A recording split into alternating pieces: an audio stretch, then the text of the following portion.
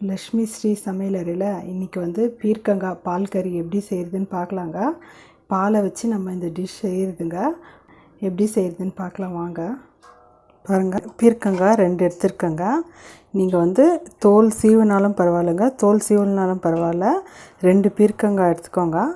மேலே லைட்டாக வந்து நான் தோல் சீவிடுறேங்க. நீங்கள் அப்படியே கூட போடுங்க, இலசாக இருந்துச்சுன்னா அப்படியே கூட போடலாங்க.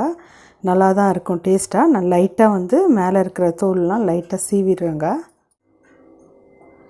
பாருங்கள், பீர்க்கங்காய் வந்து நான் பாருங்கள் இப்படி லைட்டாக எடுத்துட்டேன். நீங்கள் கூட வேணுன்னா லைட்டாக எடுத்துருங்க.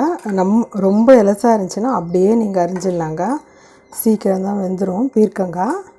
இப்போ வந்து நம்ம சின்னதாக கட் பண்ணிக்கலாங்க.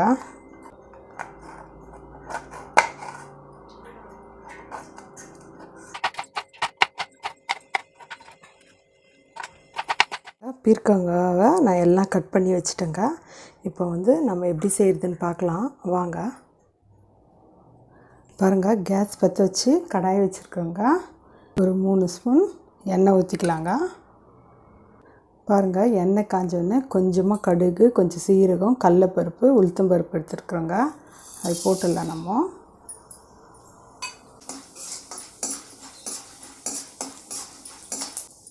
காஞ்ச மிளகாங்க. அடுத்தது கொஞ்சமாக ஒரு 4-5 பூண்டு வந்து நான் தோல் உரிக்காதே நசுக்கி வச்சுன்னுக்குறேங்க. ஒரு வெங்காயங்க, ஒரே ஒரு வெங்காயம்.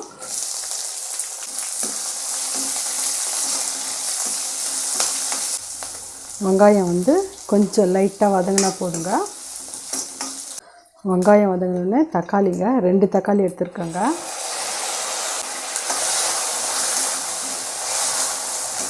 வெங்காயம் வந்து ஒரு வெங்காயம் இருந்தால் போதுங்க. தக்காளி வந்து 2 தக்காளி போடுங்க, நல்லா டேஸ்ட் வரும். தக்காளி வந்து லைட்டாக வதங்கினா போதுங்க. நம்மளுக்கு நம்ம பீர்க்கங்காய் அரிஞ்சு வச்சுருக்கோம் பாருங்கள், அதெல்லாம் நம்ம போட்டுடலாம்.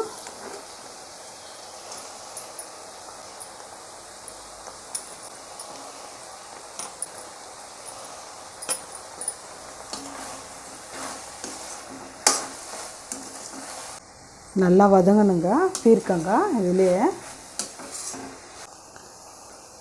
கொஞ்சமாக மஞ்சள்தூள் பாருங்கள், கொஞ்சமாக உப்புங்க, ஒரு 1/4 ஸ்பூன் உப்பு.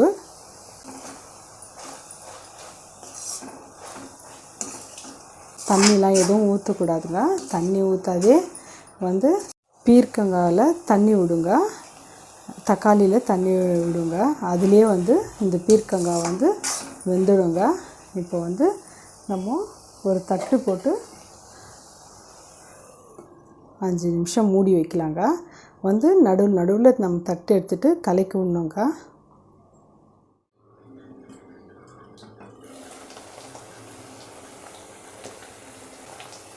பாருங்கள், நல்லா வதங்கிடுச்சுங்க. பாருங்கள், நல்லா வதங்கிடுச்சு. இப்போ நம்ம வந்து மிளகாத்தூள் போட்டுக்கலாங்க. பாருங்கள், 3/4 ஸ்பூன் போட்டுக்கிறேன். உங்களுக்கு காரம் எவ்வளவோ நம்ம அவ்வளோ மிளகாத்தூள் போட்டுக்கலாம். பாருங்கள், மிளகாத்தூள் போட்டோடனே நம்ம ஒரே ஒரு 3/4 டம்ளருங்க, சின்ன டம்ளர் இது, பால் ஊற்றிக்கலாங்க. இதுதாங்க டேஸ்ட்டு, பீர்க்கங்காய் பால் கறி இதுதாங்க. நல்லா வெந்து வரட்டுங்க. டேஸ்ட் வந்து ரொம்ப நல்லா இருக்குங்க. காய்ச்சி ஆறின பால் ஊற்றிருக்குறேங்க. நான் காய்ச்சி ஆறின பால் தாங்க ஊற்றணும், அப்போ தான் வந்து டேஸ்ட் நல்லாயிருக்கும். பச்சை பால் ஊற்றக்கூடாது. பாருங்கள், லாஸ்ட்டில் வந்து கொஞ்சமாக தனியா தூள் கொஞ்சமாக போட்டுக்கலாங்க. கறிவேப்பிலை கொஞ்சமாக போட்டுக்கலாங்க. லாஸ்ட்டில் கொஞ்சம் தனியாத்தூள் போட்டோம்னா டேஸ்ட் வந்து ரொம்ப நல்லா இருக்குதுங்க. பாருங்கள், லாஸ்ட்டில் வந்து நம்ம தனியா போட்டு ரொம்ப நேரம் கொதிக்க வைக்கணும்னு இல்லைங்க. நம்மளுக்கு இவ்வளோ தூரம் கிரேவி போதுங்க. அதனால் நம்ம ஆஃப் பண்ணிடலாம். தனியா போட்டோம்னா டேஸ்ட் ரொம்ப நல்லா இருக்குதுங்க. அதனால் லாஸ்ட்டில் வந்து கொஞ்சோண்டு தனியா போட்டு நம்ம அவ்வளோதாங்க, ஆஃப் பண்ணிடணுங்க. ரெடி ஆயிடுச்சுங்க, பீர்க்கங்காய் பால் கறி ரெடி ஆயிடுச்சுங்க. பாருங்கள், ரொம்ப நல்லா இருக்குங்க இந்த டிஷ்ஷு. நீங்களும் ஒரு டைம் செஞ்சு பாருங்கள். பீர்க்கங்காய் வந்து பால் கறிங்க, பால் ஊற்றி செய்கிறதுனால டேஸ்ட் வந்து ரொம்ப நல்லாயிருக்கும். பாருங்கள், ரெடி ஆயிடுச்சுங்க. டேஸ்ட் வந்து ரொம்ப நல்லா இருக்குங்க. நீங்கள் ஒரு டைம் செஞ்சு பார்த்துட்டு உங்கள் ஃபீட்பேக் எனக்கு சொல்லுங்கள்.